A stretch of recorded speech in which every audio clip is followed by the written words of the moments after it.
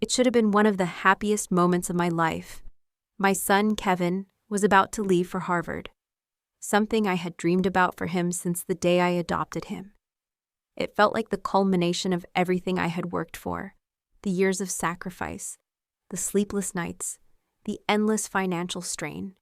But as I walked into that party, a gathering to celebrate his acceptance, something didn't feel right. Something in the air was heavy, and it wasn't just the weight of the balloons and confetti. I had spent the last several years making sure Kevin never went without. From his first day in kindergarten to every step of his high school journey, I was always there. The parent-teacher conferences, the countless hours I spent helping him with his homework, making sure he had the best opportunities, even when it meant skipping out on my own personal needs. Kevin was my world. I had sacrificed everything, and I never once complained about it. I walked into the large venue where the party was being held, a fancy hall just a few blocks from our house, with balloons, flowers, and shimmering lights. Everything set up just perfectly to honor Kevin. He was always the star of the show, and I was always in the background, beaming with pride at everything he was becoming. But that night, as I scanned the room filled with his friends, their parents, and relatives, I felt invisible. It was like I wasn't even there. I felt like a shadow in my own son's life. Kevin was in the middle of a group of friends, laughing and chatting, his new Harvard sweatshirt slung casually over his shoulders. He looked so grown up, so confident, but I noticed something that hit me like a punch to the gut. He didn't even glance in my direction. His eyes didn't meet mine, not even once.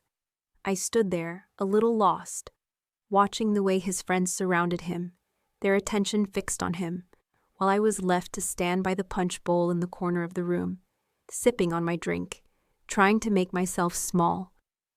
The music was loud, the laughter boisterous, and the chatter filled the air, but I couldn't shake the feeling that something wasn't right. Kevin had always been close to me, at least I thought he was. I had poured my heart and soul into raising him, and yet here I was, not even acknowledged. No one introduced me to anyone new. No one asked about me. It was like I wasn't even part of the equation. My chest tightened, and I found it hard to breathe in the sea of people who seemed to be floating in their own world. I tried to shake it off, telling myself I was overthinking it. After all, it was his big day, and I should just be proud of him, happy for the opportunity he had earned. But as the night wore on, I felt more and more like a ghost. I watched Kevin from the distance, how he laughed with his friends, how they all shared inside jokes, and I realized he wasn't just ignoring me, he was deliberately excluding me. Then came the moment that would change everything. I was standing off to the side near the buffet table when Kevin took the stage to give a brief speech in front of everyone.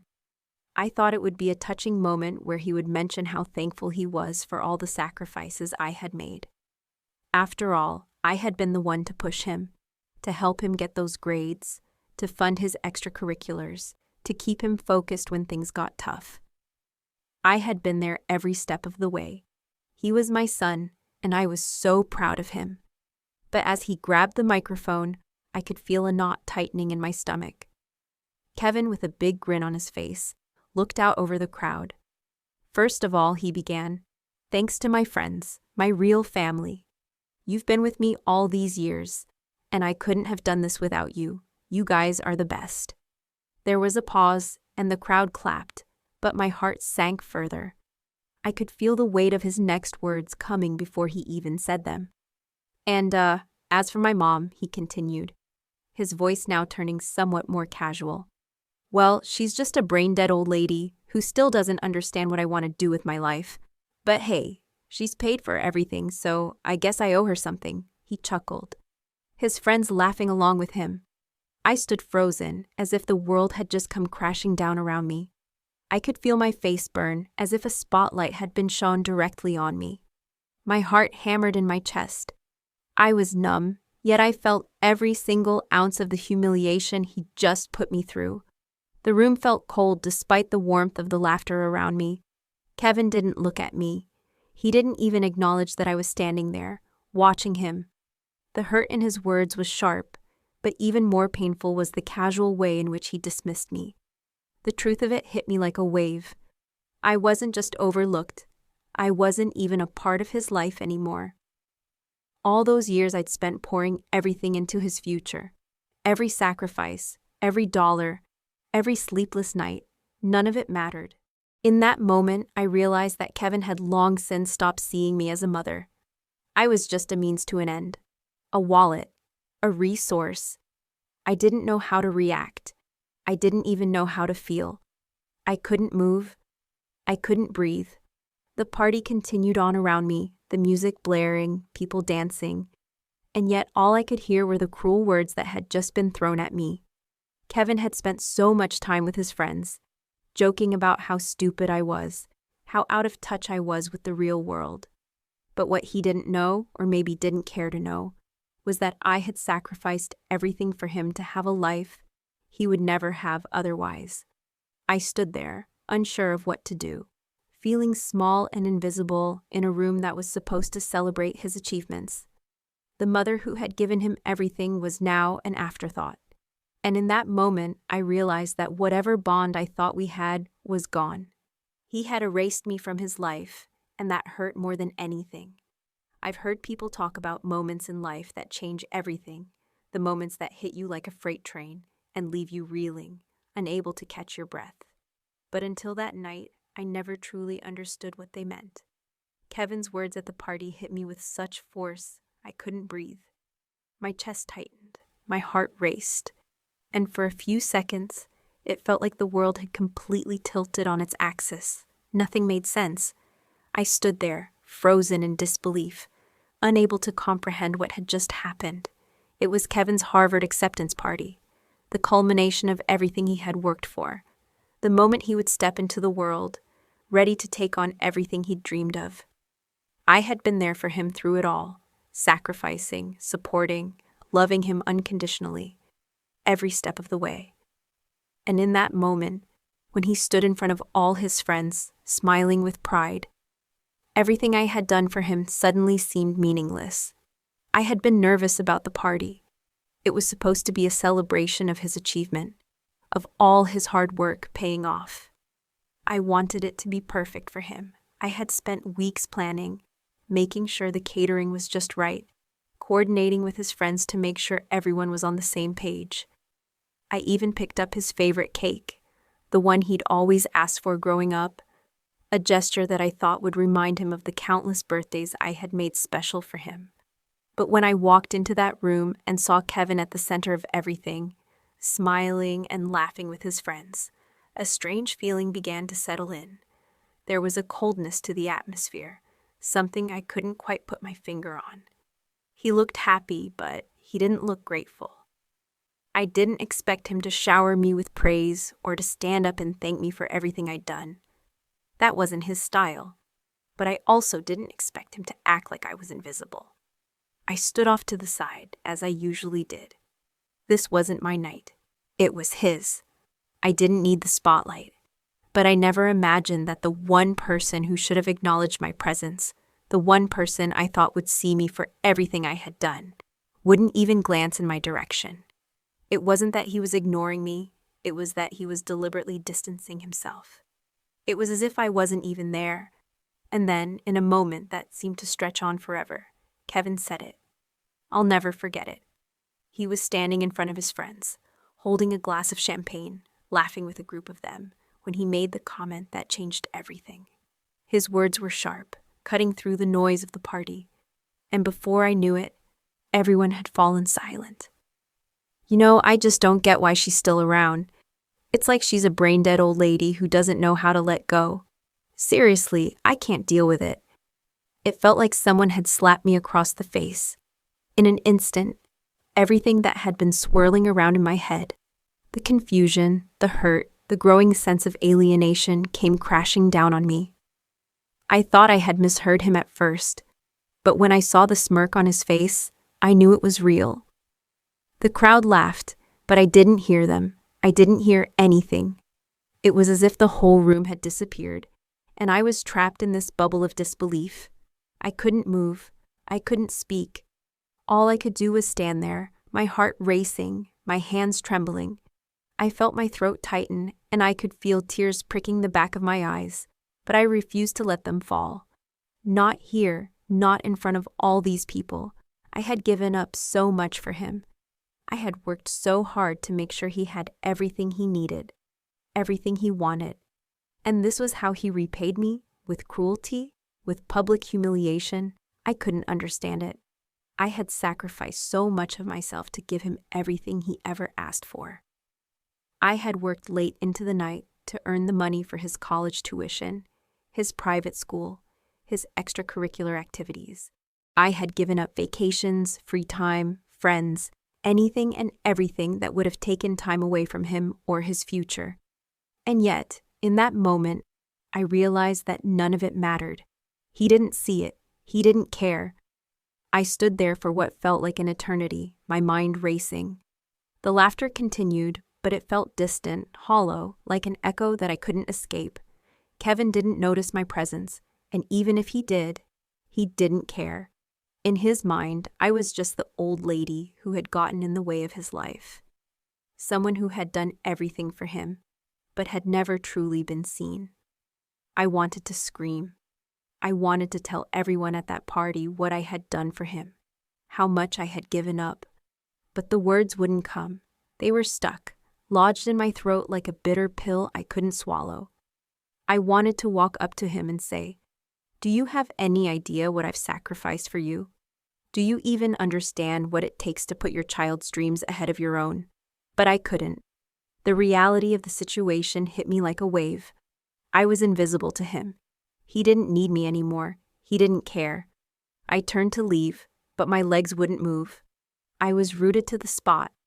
The party continued around me, everyone laughing, toasting, enjoying the night. But all I could think about was how wrong it felt, how alone I felt. For a moment, I wondered if it had all been worth it.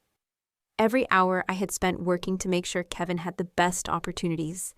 Every minute I had spent worrying about his future. Was it all for nothing? The worst part wasn't just the hurtful comment. It was the realization that Kevin had been harboring these feelings for so long, that all of my efforts to be the best mother I could be hadn't mattered to him at all. And I felt it, deep in my bones. The realization that he didn't need me. Not in the way I needed him to.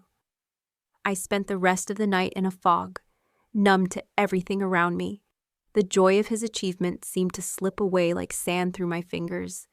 His friends came up to congratulate him, and Kevin basked in their praise, oblivious to the woman standing on the sidelines, the woman who had made everything possible for him.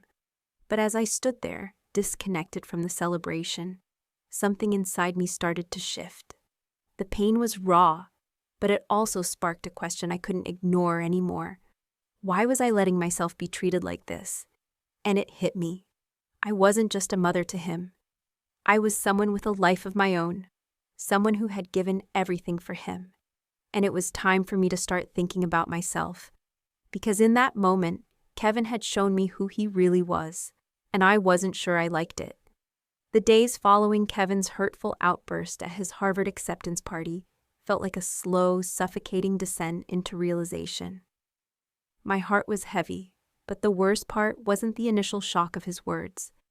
It was everything that followed. I tried to convince myself that maybe it was just a moment of anger, a foolish mistake. After all, he had been under a lot of pressure, but deep down, I knew that his words were only the surface of something much darker.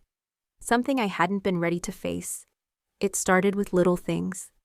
The way Kevin seemed to avoid me in the days after the party. How he barely acknowledged my calls or texts. I told myself it was just the excitement of the moment, that he was caught up in his future, and that once the dust settled, everything would go back to normal. But as the days turned into weeks, the distance between us grew. And then, one evening, as I was going through some old messages on my phone, I stumbled upon something that made my blood run cold. It was a text message, but it wasn't directed at me. It was a group message, sent to one of Kevin's friends. The message wasn't just a simple chat. It was a conversation that made my stomach churn. There, in black and white, were Kevin's words. Ugh, she's such a brain-dead old lady. I can't believe I have to pretend to care about anything she says. I didn't even want to be adopted by her in the first place. She's the last person I'd ever look to for advice. I don't know why she thinks I owe her anything. All she does is throw money at me. I couldn't breathe. I had to read it again to make sure I wasn't imagining things. But no, there it was. The raw, ugly truth. Kevin wasn't just angry or frustrated. He was actively mocking me, belittling me to his friends, sharing his disdain for me like I was some kind of burden he was forced to carry. I had known that Kevin resented me for some things, but this was a betrayal that went deeper than I could have ever imagined. I sat there staring at the screen, my fingers trembling as I scrolled through the rest of the conversation. It wasn't just one message. It was a whole string of texts, all of them filled with mockery and disdain for everything I had done for him. My mind raced as I tried to process it all. How could he say those things? How could he take everything I had given him, everything I had sacrificed for him, and throw it back in my face like it meant nothing? And then the worst part hit me. Kevin didn't just resent me. He was resentful of everything I had done for him. He was angry that I had adopted him, angry that I had provided for him, angry that I had given him the chance to have a better life. It wasn't just a few angry words at a party. It was a deep-seated, ugly truth that he had been harboring for years. He had never really appreciated me. He had never really seen me as a mother, as a person who loved him unconditionally. To him, I was just a resource, someone to give him what he wanted, but never someone worth his respect. I felt sick. I couldn't wrap my head around it.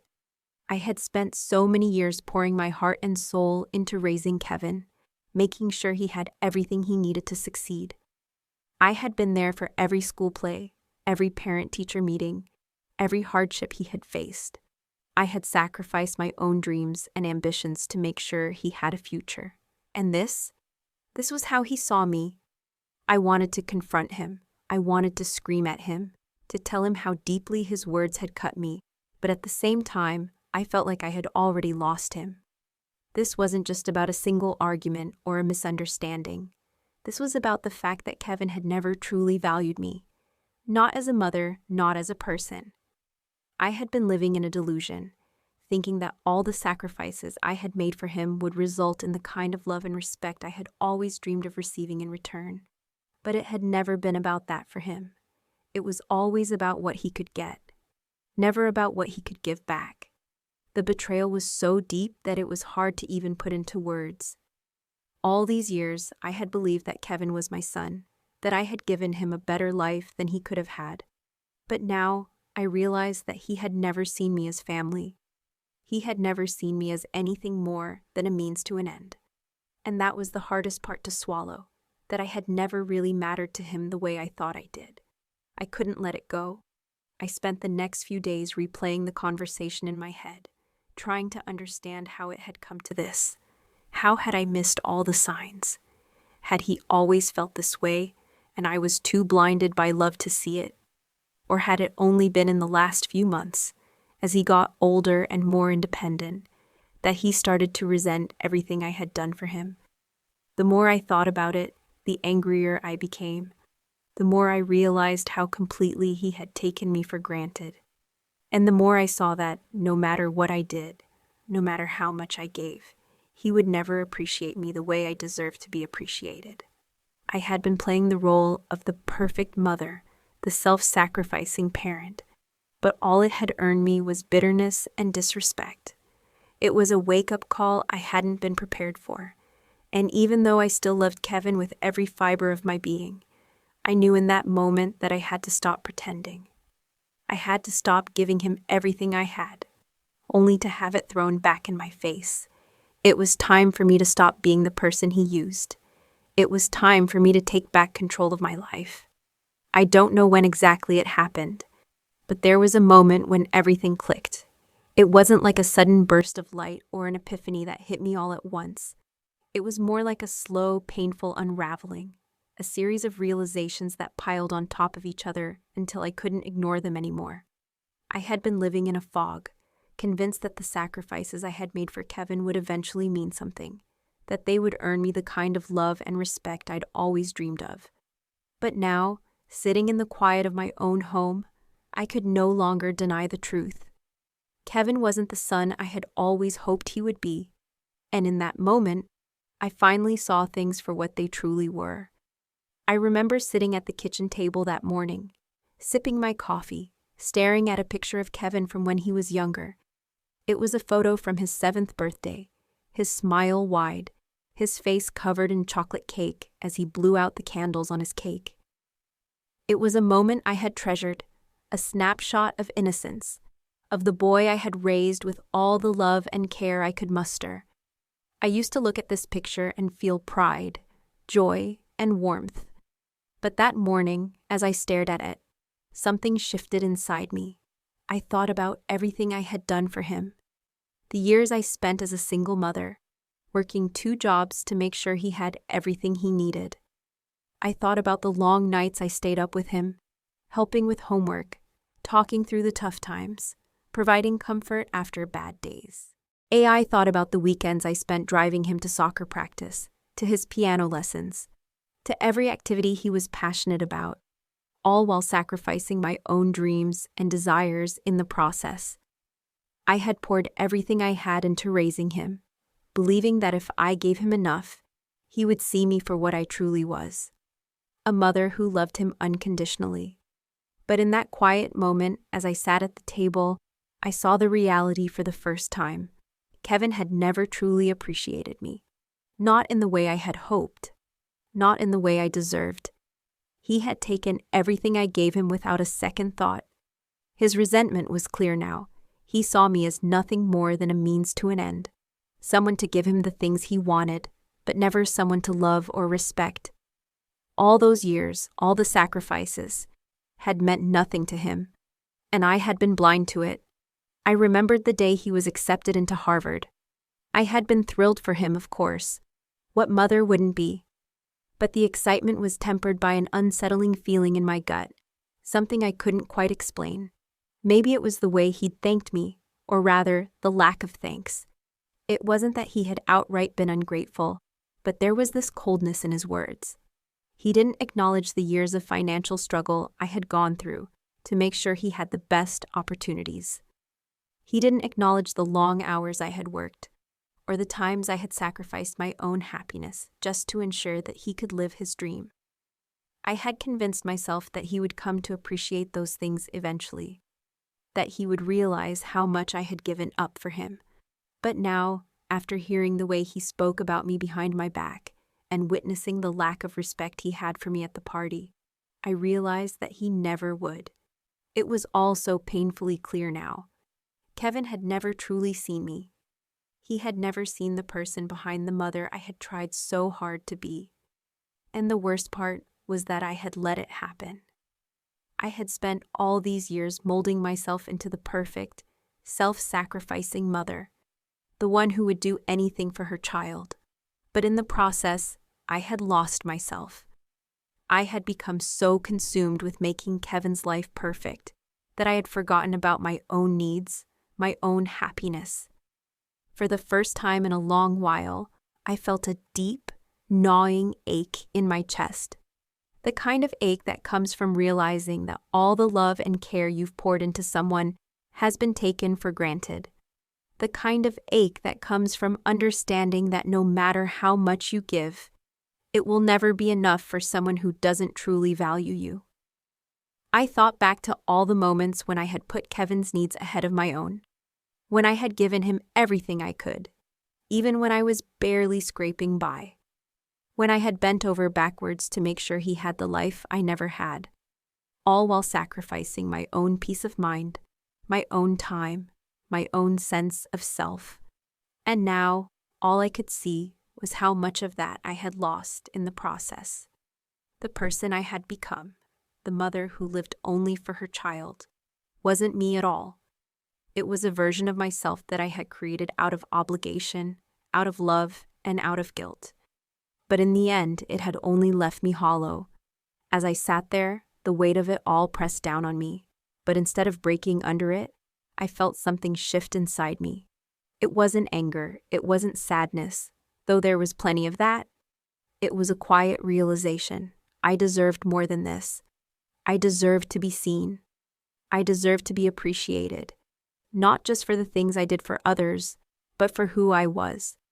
I wasn't just Kevin's mother. I was Diane, someone with her own hopes, her own dreams, and her own worth. And just like that, I knew that it was time to stop hiding behind the role I had played for so long. I had spent so many years putting everyone else's needs ahead of my own, especially Kevin's. But in that moment, I realized that it was time for me to start living for myself again. I wasn't sure what that would look like yet, or how I would even begin to take those first steps. But I knew one thing for sure. I wasn't going to let Kevin's cruelty and ingratitude define me anymore. I had given him everything I could, but it was time to give something to myself. And for the first time in a long time, that thought brought me a sense of relief. I wasn't sure what the future held, but I knew I wasn't going to allow myself to be invisible any longer. It was a decision I had never thought I'd have to make. I had spent so many years focused on Kevin's future, doing everything I could to help him succeed, that I never stopped to think about what I would do if, one day, he stopped appreciating everything I had given him. But now, sitting in the aftermath of his cruel words and the realization of how little he valued me, I knew what I had to do. The final straw had broken me, and I wasn't going to let him keep taking advantage of me. The weight of that decision pressed on me as I sat at my desk the morning after the Harvard party. The house was quiet, and I could hear the soft hum of the refrigerator in the background. I took a deep breath, staring at the screen of my laptop. Kevin had been accepted to Harvard, and I had paid every cent of his tuition. It had been a sacrifice, sure, but I told myself it was all worth it for his future. After all, this was the pinnacle of his dreams. This was what we had worked toward for years. I had been there every step of the way, ensuring that he would have the chance to achieve what I never could. But as I sat there, the realization hit me like a thunderclap. Why was I still pouring everything I had into a child who clearly didn't care? Why was I still holding on to a dream that wasn't my own? Kevin didn't deserve the sacrifices I had made. He didn't appreciate them, and that was the hardest pill to swallow. He didn't deserve my money, my time, my love. Not if he couldn't even see me for who I was, let alone show any gratitude. It wasn't just the words he'd said at the party. It wasn't just the mocking text messages I had seen. It was the years of him taking without ever giving anything back. The years of me believing that one day he would look at me and see how much I had done for him. That one day he would thank me for everything. But now, I knew the truth. Kevin wasn't the person I had hoped he would be. And as much as it hurt, it was time to let go of the illusion that he was. I opened my email and pulled up the confirmation of Kevin's tuition payment. There it was, the full astronomical amount for his first semester at Harvard. I had written the check months ago, believing that this would be the beginning of his bright future. But now, it felt like a cruel joke. I had poured everything into helping him get here, only to have it thrown back in my face. With shaking hands, I picked up the phone and called the university. I wasn't sure what to expect. I had never done anything like this before. But as the receptionist answered, I calmly explained that I needed to cancel the tuition payment. The woman on the other end of the line was polite but shocked. I could tell she wasn't used to hearing such a request. But I didn't care. I wasn't going to let Kevin's ingratitude go unchallenged. I wasn't going to continue funding a future for someone who didn't even respect me enough to treat me like a human being. The process was surprisingly easy. I signed a few forms, provided the necessary documentation, and just like that, the payment was reversed. I stared at the screen for a moment, the reality of what I had just done sinking in. I had pulled the rug out from under Kevin's future in one simple move. But I wasn't done yet. No, I wasn't going to just stop there. I had made up my mind. Instead of keeping the money, I decided to redirect it, to a student who actually deserved it. I found a scholarship fund for underprivileged children, many of whom had overcome incredible odds to get where they were. One in particular stood out, a young woman named Maria, a first-generation college student who had worked 2 jobs just to get through high school and was now fighting for a chance to attend a university. She had a dream, she had a future that was shaped by determination, and she wasn't taking anything for granted. I contacted the scholarship fund, explained my decision, and asked them to direct the money to Maria's tuition. The woman on the other end of the phone was touched by my gesture, but I didn't do it for gratitude. I did it because it felt right. I was taking something away from someone who didn't value it and giving it to someone who would appreciate it, someone who truly deserved a chance. As I hung up the phone, I sat back in my chair, feeling a sense of calm wash over me. It wasn't a victory in the traditional sense, but it was a victory for my own peace of mind. I had made the right decision, not just for me, but for someone else who would benefit from that money in a way that Kevin never could. The next few days were a blur of emotions. Kevin didn't notice right away. He was too busy celebrating his acceptance, too caught up in his own world to see what I had done. But when he found out, I knew he would be furious, and I was ready. He wasn't going to guilt me into undoing my decision. He wasn't going to make me feel bad for standing up for myself. I wasn't looking for a fight, but I wasn't afraid of one either. I had done what was right. And no one, least of all Kevin, was going to make me feel guilty for it. The day Kevin found out was the day everything changed. I had known it was coming, but that didn't make it any easier. He walked through the door, looking like he was on top of the world. The Harvard acceptance letter was still fresh in his hands, his mind racing with excitement about the future, and I could almost see the confidence radiating off of him. But when he looked at me, all of that faded into an expression of pure anger.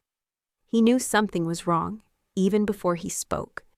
It didn't take long for him to demand an explanation. "Mom," he said, voice rising. "What the hell did you do? You think this is funny? I just found out that you canceled my tuition payment to Harvard. What's wrong with you? Why would you do something like that?" I remained calm, though inside, I could feel my heart pounding. He was furious, and I could see it in the way his jaw clenched and his fist tightened. I wasn't sure if he was more angry at me for canceling his tuition or for doing something that he could never have expected.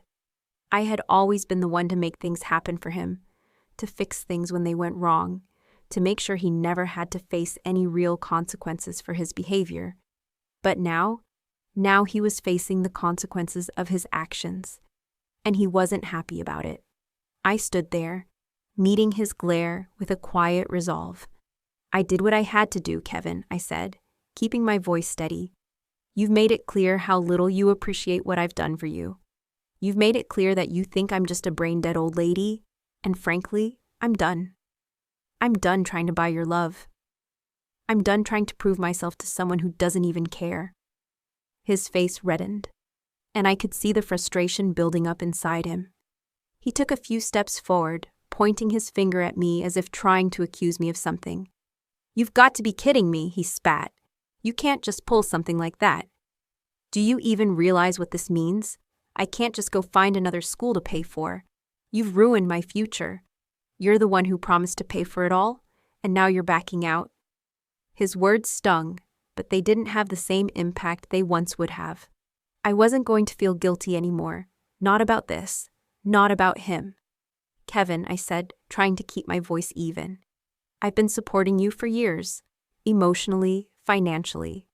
But you don't get to treat me like dirt, and then expect me to keep pouring everything I have into your future. You've mocked me, you've disrespected me, and I'm not going to keep enabling that behavior. You'll have to figure it out on your own. I won't be the one fixing this for you." For a moment, he looked as though he had been slapped. His eyes darted between me and the floor, like he was trying to process what I had just said. But then, as if snapping out of his daze, he exploded. "You're just doing this to get back at me, aren't you? You're punishing me because I said that stuff at the party. It's not my fault you can't take a joke. You're just an old bitter woman who doesn't get it. I don't need you or your money. I don't need any of this. I wasn't surprised by his words. He had said worse in private, and I had heard the same sentiments before.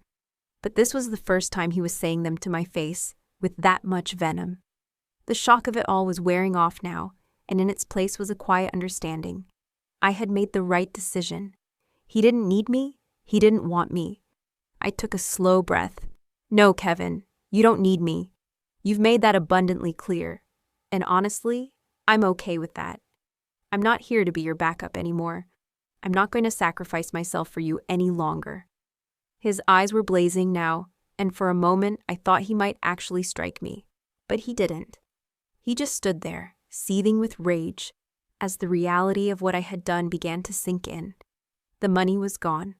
The dream of Harvard was suddenly a lot harder to reach, and there was nothing he could do about it. He turned on his heel and stormed out of the room, slamming the door behind him so hard that the windows rattled. I stood there for a moment, staring at the door, letting the silence fill the space between us. I felt no relief. There was no victory in this moment. But there was something else, something I hadn't felt in a long time. There was peace. I hadn't solved all of Kevin's problems. I hadn't fixed the mess we had created together. But I had taken the first step in reclaiming my own life. I had finally stopped sacrificing myself for someone who couldn't even acknowledge the sacrifices I had already made. And as I stood there, listening to the sound of the front door closing, I realized that I wasn't afraid anymore. I wasn't afraid of Kevin's anger. I wasn't afraid of being alone. For the first time in years, I felt free. And that in itself was enough. The days following my confrontation with Kevin were strangely quiet. I thought about all the years I had spent supporting him, prioritizing his needs above my own. I had lived for him, for his success, his happiness, his future.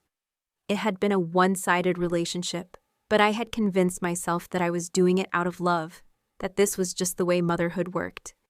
I had sacrificed my own dreams, my own happiness, all for him. But now that it was over, now that I had finally made the decision to stop enabling him, I found myself standing at a strange crossroads, unsure of what to do next. At first, I felt empty. For so long, my identity had been tied to being Kevin's mom, to being the person who made sure everything was taken care of, the one who kept everything together. Without that, who was I? What was I supposed to do now? But then, something began to shift inside me. I started to realize that I didn't have to be defined by my role as his mother. I could be defined by me, the woman who had worked hard, the woman who had sacrificed so much, and the woman who had finally made the choice to take back control of her own life. The first step was small but significant. I finally booked the trip I had always wanted to take. For years, I had talked about traveling, about seeing the world beyond the confines of my responsibilities. But I had always put it off. There had always been something more urgent, something that had come up. Kevin's needs, his problems, his goals. Everything had always come first. But now, with no more ties binding me to that old life, I decided it was time for me. I remember the moment I clicked the Book Now button on the travel website. It felt surreal. It felt like an act of defiance against all the years I had spent putting my own life on hold. I was going to see the world. I was going to have adventures. I was going to live life for myself, for the first time in so long. The trip wasn't some grand luxury vacation. It wasn't about escaping or running away from my problems. It was about reclaiming the pieces of myself I had lost along the way. I was going to explore new cities, meet new people, and most importantly, find joy in living for me, without any guilt, without any obligation to anyone else. As I packed my suitcase a few days later, I felt an odd sense of pride. The act of choosing what to bring, the anticipation of new experiences. It was all a reminder that I was still capable of dreaming, of living. I placed my camera carefully inside my bag, knowing that I would capture moments for myself, not for Kevin, not for anyone else, just for me. I smiled as I zipped up the suitcase. The old me, the one who had been so consumed with other people's lives, was slowly starting to fade away. And in her place was someone who was excited to live again. The excitement I felt wasn't just about the trip. It was about the future I was starting to build for myself, one where I wasn't defined by anyone else's expectations. I was finally giving myself permission to be me again. As I prepared to leave, I took a moment to reflect. It wasn't lost on me that I was taking this step alone. Kevin wasn't there to send me off. I didn't need his approval. For once, I wasn't waiting for someone else to validate my choices. I wasn't waiting for Kevin's acknowledgement, his gratitude, or his forgiveness. I was doing this for me, and that was enough. In those quiet moments of packing and preparing, I realized that I didn't have to apologize for putting myself first. For years, I had given everything to Kevin: my time, my energy, my finances, my self-worth. I had lost myself in the process, but no longer. I wasn't going to shrink into the background of my own life just because someone else couldn't see my value. The freedom I felt was exhilarating. I wasn't trapped in a cycle of self-sacrifice anymore. I had reclaimed my life, and as I stepped out the door with my suitcase in hand, I felt a sense of strength I hadn't known in years. I was ready to live for me, and for the first time in a long time, that was enough. The trip was everything I had hoped it would be, and more. It wasn't just about the places I visited, the museums I explored, or the quiet moments I spent by myself in cafes, drinking coffee and watching the world go by. It was about reclaiming the parts of me that had been buried for so long. For the first time in years, I felt like I was living for myself, not for anyone else. But the most unexpected and rewarding part of it all came when I met Maria. She was the young woman who had received the scholarship I had redirected Kevin's tuition money to. After everything that had happened with Kevin, after the years of feeling invisible and unappreciated, it felt like fate had brought us together. I had heard about Maria's story through the scholarship committee. She was a bright, hard-working student from a single-parent household, struggling to afford college but determined to make a difference in the world. Her story touched me deeply, especially after everything I had been through with Kevin. I couldn't help but think that this was the right thing to do, not just because I had the power to make a difference, but because Maria truly deserved it. I reached out to her a few months after I had made the decision, and we arranged to meet. We sat down in a little cafe, and she shared her journey with me. As she spoke, I was struck by how much fire and determination there was in her. She wasn't entitled. She wasn't angry or resentful. She was just grateful for the opportunity that had been given to her and was committed to making the most of it. Maria talked about how she had grown up in a rough neighborhood, how her mother had worked multiple jobs just to keep food on the table, how she had always been the one to help take care of her siblings. She talked about her dreams of becoming a doctor, not just for herself, but to give back to her community. It was clear that Maria was driven by something deep inside her, something that Kevin had never had despite all my sacrifices for him. Sitting there, listening to her, I felt a wave of pride wash over me. I had made the right choice. It wasn't about punishing Kevin or trying to prove anything to him. It was about doing something meaningful, something that would actually make a difference in someone's life. Maria had the potential to go far, and I was honored to be a part of her journey, even if it was in such a small way. As we spoke, I realized that I was no longer angry at Kevin. I didn't feel resentment toward him anymore either. That had faded as I began to focus on my own life, on things that truly mattered. I could see now that all my energy, all my love, had been poured into the wrong places. Kevin had been ungrateful, yes, but I couldn't allow his actions to define me. I had a new purpose now. The more I got to know Maria, the more I saw how similar our journeys were in some ways. Like me, she had fought for what she had, struggled against odds that seemed insurmountable, and found strength in places where others might have given up. But unlike Kevin, she recognized the value of the opportunities she had, and she wasn't going to waste them. By the end of our meeting, I knew that this was just the beginning. I had opened up a new chapter in my life, not just for myself, but for someone else too. Maria was going to make a real impact, and I was proud to have helped her along the way. But more than that, I was proud of myself. I had made the hard decision, and in doing so, I had created space for something good to flourish. When I left that cafe, I felt like a weight had been lifted from my shoulders. I had made peace with my past and with Kevin. But more than that, I had taken the first step toward a future that was mine to shape. I had chosen a new path, one that was filled with purpose, one that was no longer dictated by someone else's lack of appreciation or gratitude. For the first time in a long time, I felt like I was moving forward. And this time, I wasn't looking back. In the weeks after everything, Kevin reached out, apologizing and asking to rebuild our relationship. But I didn't feel the need to respond. I realized I no longer needed his approval. I focused on myself, traveling, reconnecting with friends, and rediscovering my passions. For the first time in years, I felt free and at peace. Sitting in the park one evening, watching the sunset, I let go completely. I didn't need Kevin to validate me. I was enough on my own. Finally, I was content.